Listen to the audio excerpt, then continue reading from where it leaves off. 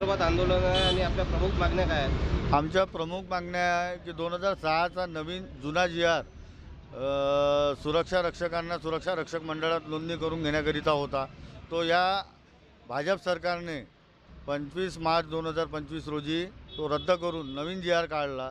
त्या जी आरमध्ये 1600 metre running, गोलाफेक असे इतर पोलिसांप्रमाणे भरती घेतली आहे. ती सुरक्षा रक्षक कदापि करू शकत नाही.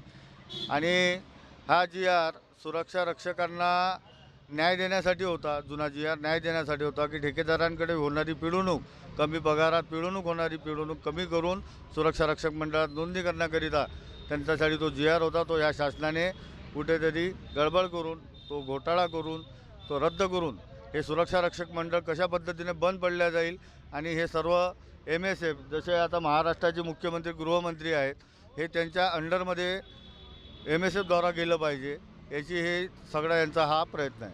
मागण्या पूर्ण नाही झाल्या तर पुढची भूमिका काय असणार? पुढची भूमिका अर्धदफन आंदोलन आम्ही आजपासून सुरू केलेलं आहे. हे अर्धदफन आंदोलन पूर्ण दफन आंदोलनापर्यंत नेण्याची आमची भूमिका राहील.